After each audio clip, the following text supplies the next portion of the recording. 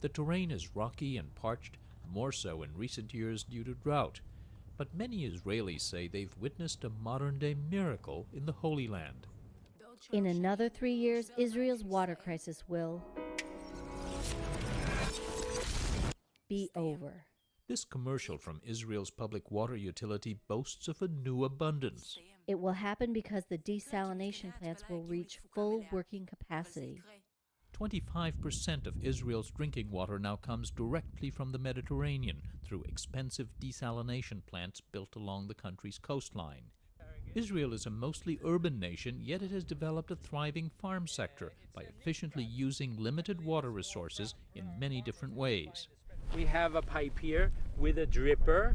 Gilad Freund, a New York native, moved here 30 years ago. Among other things, he grows organic asparagus, which we stick right by the young asparagus plant, and the water, when it's opened by a computerized system, goes just to the asparagus plant. And this is in a recycled tire. This is a recycled tire. It's not just the tires. Across Israel, 70% of the water used in homes is treated and reused in agriculture, in this case the groves of fruit and olive trees.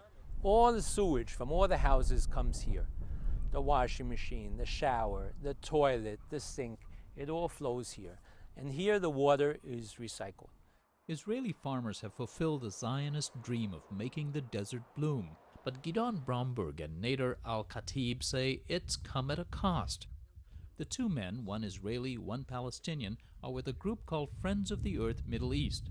They say Israeli water use, however efficient, still stresses the fragile, arid environment. More importantly, Bromberg says the water is not entirely Israel's to take, since a lot of it comes from shared aquifers or those under Palestinian land. Apart from two springs, the whole eastern basin of this valley is Palestinian water, and we shouldn't be here. We shouldn't be pumping water. When we pump water from the eastern basin, we do it directly at Palestinian expense.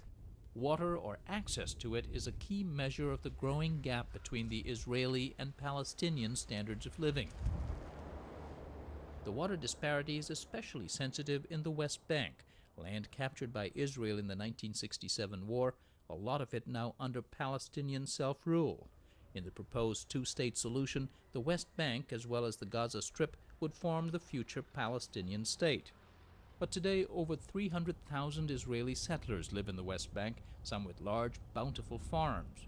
Israeli farmers receive water year-round at subsidized rates. Their Palestinian neighbors must rely on rain-fed springs, which flow only in the winter, says Nader Al-Khatib.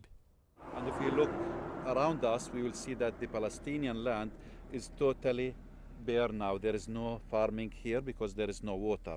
And next to us here we can see a big farm owned by one Israeli settler who's taking the water from a well, while the Palestinians have no access or right to dig any new well to tap the groundwater.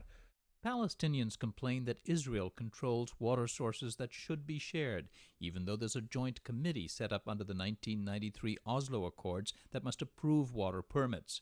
Palestinian Water Minister Shaddad al-Attili says Israel's water policies imperil any permanent peace plan. People talking about two-state solution and enabling a viable Palestinian state. Imagine this state if there is no water. We're saying there will be no viable state if there is no water. International agencies like the World Bank estimate that Palestinian per capita water consumption is about a quarter of the Israeli figure and well below the minimum goal set by the World Health Organization. But the bank blames not just Israeli policies but also Palestinian mismanagement of resources and facilities.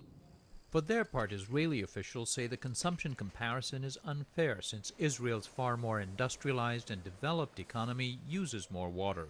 And Infrastructure Minister Uzi Landau says the Palestinians get much more water than they used to. More than close to 3 times than what they used to get 30 or 40 years ago, now 67. There is much leakage in their pipes. And I don't think it is making much sense that we should provide them with more fresh water so that it'll get lost in their leaking system.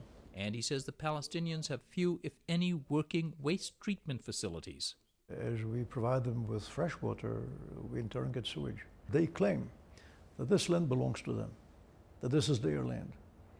If this is the case, don't they care about their land? Are they that easily spilling sewage over it?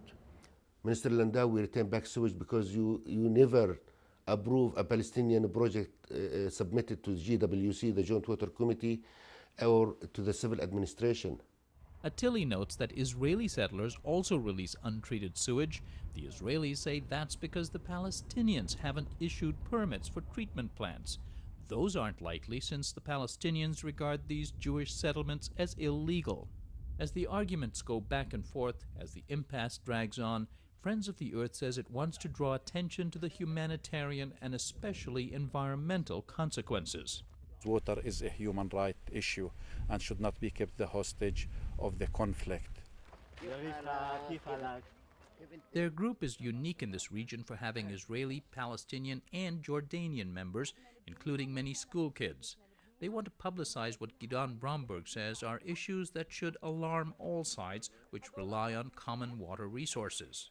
For example, thanks to mismanagement by all sides, the once mighty River Jordan, dammed or diverted by Israel, Syria, and Jordan, is reduced in most places to a trickle.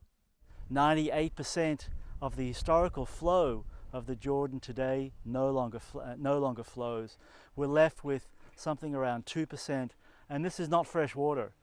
This is a mixture of sewerage water, agricultural runoff, saline water, and what left is this very, very sad sight of a river that is holy to half of humanity. And one that no longer flows into another fabled landmark. We walked in the ruins of a hotel veranda from where, a few decades ago, tourists stuck their toes in the Dead Sea. The shoreline is now receded more than a half-mile away. From their respective sides of it, Israel and Jordan further drain the Dead Sea as they mine it for the fertilizer potash. At the moment, our governments are trying to do absolutely everything. We're trying to maximize agriculture, we're trying to maximize mineral extraction, and we're trying to attract as many tourists as we can. Well, the three do not always correspond, do not neatly benefit each other. Lake Kinneret, the biblical Sea of Galilee, is another body of water that used to be naturally connected to the Jordan River. So I should be completely underwater. The Sea of Galilee behind us here should be 5 meters higher in depth. He blames 5 years of drought and overpumping. The lake remains a major source of fresh water for Israel and, ironically, also for the Jordan River that once flowed into it. The fresh lake water is pumped into the river to keep a 2-mile stretch clean for Christian tourists who come to the Jordan where they believe Christ was baptized. 1, 2, 3. And it's here to make a media splash that Friends of the Earth recently got mayors and officials from Israel, Jordan, and the Palestinian territories to jump into the Jordan River. Environmental degradation cannot wait until there is an end to the conflict, and you are thinking about the future generations.